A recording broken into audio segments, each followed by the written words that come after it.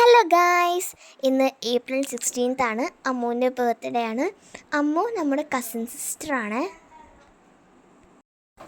ഇന്നൊരു ഈവനിങ് 5:30 ഒക്കെ ആയപ്പോൾ നമ്മൾ അമ്മുയുടെ ബർത്ത്ഡേ പാർട്ടിക്ക് പോവുകയാണ്.